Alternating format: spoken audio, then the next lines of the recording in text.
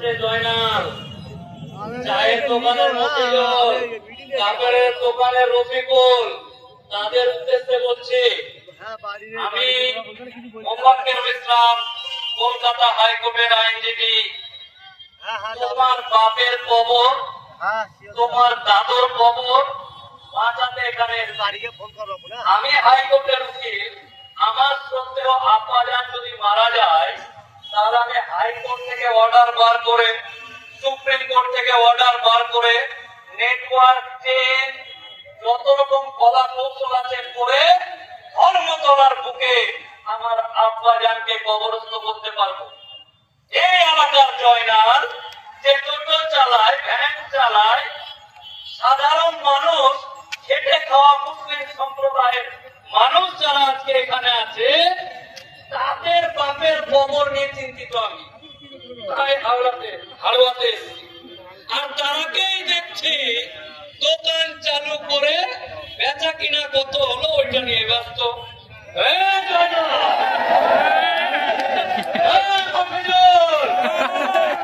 আজকে এই লোকগুলো তোর বাপের কবরের স্থান বাঁচাবে, আর কালকে মারা যাওয়ার পরে সমাজের সামনে লাভ বাড়ি জানাজা নিয়ে ওই কবরস্থানে তুই যাবি, রক্ষা করো না?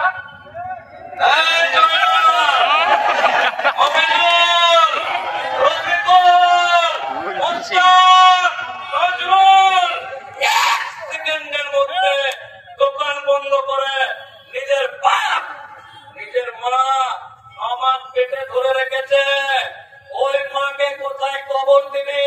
সেই কবরস্থান বাঁচানোর লড়াই চলছে। আল্লাহর ওয়াস্তে কয়েক সেকেন্ডের মধ্যে এখানে হাজির হবে। যদি না হয় তাহলে কিছু স্ট্যান্ডার্ড টাইপের মুসলমান আছে, কিছু স্ট্যান্ডার্ড টাইপের মুসলমান আছে, উকিল, ডাক্তার, মুক্তার, শিক্ষক, তারা বলছে সিগারেটের টান দিতে দিতে একটি অশিক্ষিত, অশিক্ষিত বুঝে না কিছু। তারা কে ডেকেছে না ডেকেছে টুপি টাপা পরে হাজির। আমরা যারা এখানে উপস্থিত আছে, আমার আল্লাহর জন্য শিক্ষিত হাজারবার হতে চাই। আমরা আমার নবীর জন্য হাজারবার শিক্ষিত হতে চাই। আমরা আমার শরিয়াতের জন্য হাজারবার শিক্ষিত হতে চাই। আর ওই স্ট্যান্ডার্ড টাইপের মুসলমান সহ আমার অমুসলিম ভাইরা বলছে,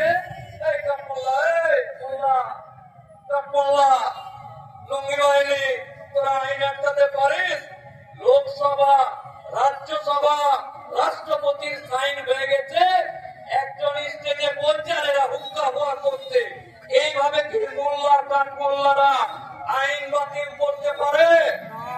আমি মোফাক্কেরুল ইসলাম, কলকাতা হাইকোর্টের আইনজীবী বলছি, এরকম অজস্র আইন আছে যে আইনগুলোকে সুপ্রিম কোর্টে মামলা করে, হাইকোর্টে মামলা করে এমন ঠান্ডা করে ঢুকিয়ে দেওয়া যায় যে কিয়ামতের আগের দিন পর্যন্ত তাদের ডেট আসবে না। আমি মনে হয় যারা কান্না, যারা মুসলিম ভাই ফেসবুকে কমেন্ট করছে তোরা যা পারবি কর, আটকাতে পারবি না, তাদের উদ্দেশ্যে বলি, সুপ্রিম কোর্টে 16র বেশি মামলা হয়েছে, গোটা ভারতবর্ষের বুকে 120টা পাবলিক লিটিগেশনের মামলা হয়েছে। এই মামলাকে একসাথে মোচার দিয়ে যখন আমাদের মতো এই জাতের আইনজীবী, এই কম, এই জাত, এই ভাইয়ের পক্ষ থেকে গিয়ে সুপ্রিম কোর্টে এক মোচার মারবে, যে আমাদের আগের দিন পর্যন্ত এই আইন পাস হলেও আমার বাপের কবরকে হাত দিতে দেবো না। অনেকে বলছে তোর আল্লাহ খুব শক্তিশালী, আল্লাহর ঘরকে বাঁচানোর জন্য তুই জানতেছিস তোর আল্লাহ শক্তি শেষ হয়ে গেছে, নাউযুবিল্লাহ, এরকম মন্তব্য করছে লুঙ্গি বাহিনী। তোর আল্লাহর ঘর বাঁচাতে তোদের মতো লোককে কেন হচ্ছে? তোর আল্লাহর শক্তি কমে গেছে নাকি? নাউযুবিল্লাহ।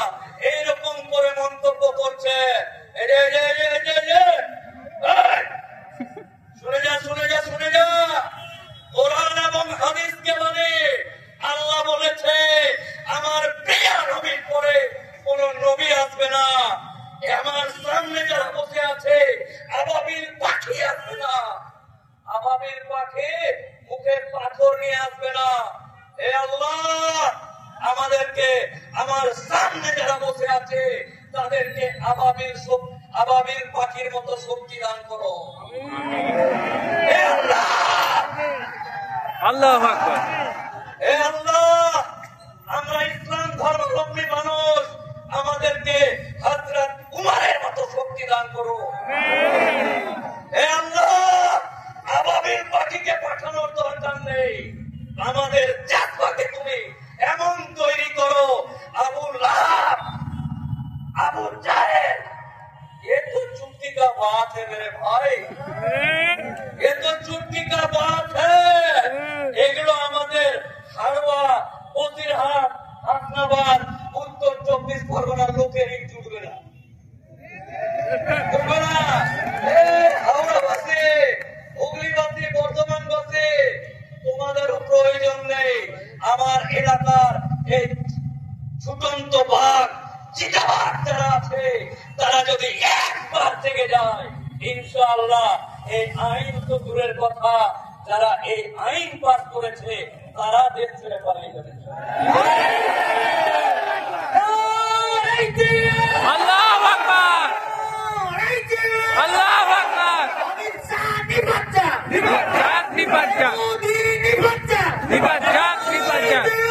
আল্লাহু আকবার। অনেকে বলছে মুসলমানদেরকে উস্কে দিচ্ছে, মুসলমানদেরকে উস্কে দিচ্ছে।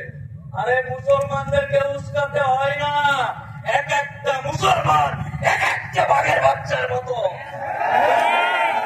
ইসলাম জিন্দাবাদ, জিন্দাবাদ, জিন্দাবাদ। অনেকে বলছে উস্কাচ্ছে, আমি বলছি রে ইতিহাস জানিস না।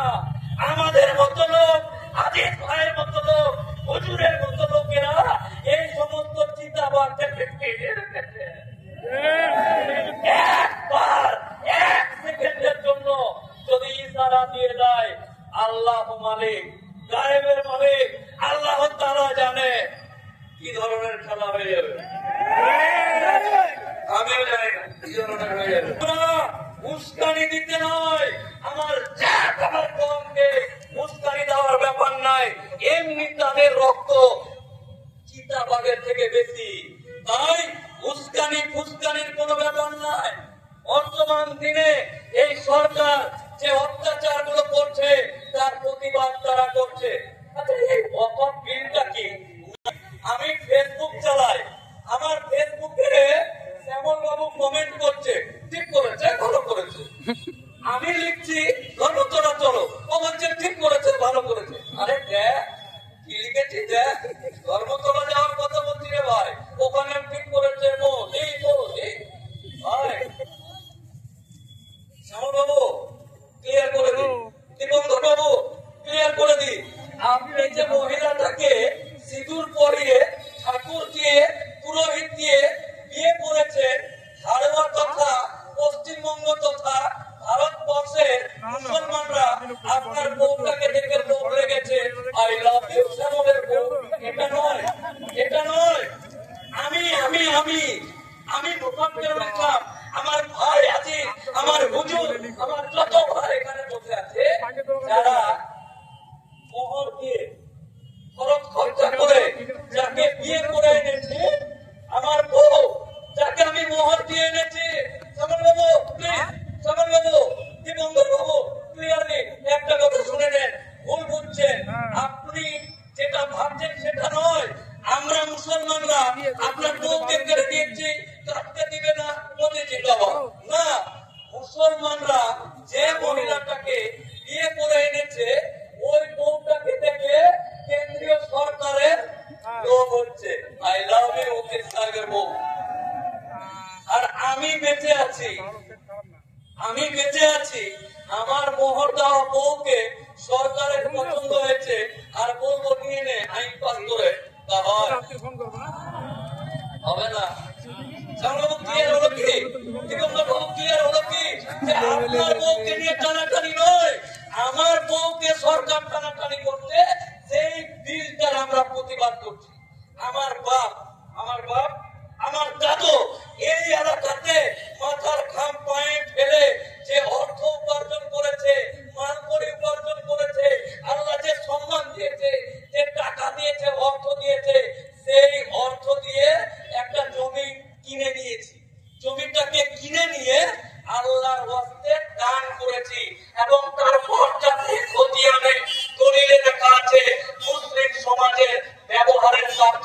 এবং আল্লাহর রাস্তায় দান করে দিলাম।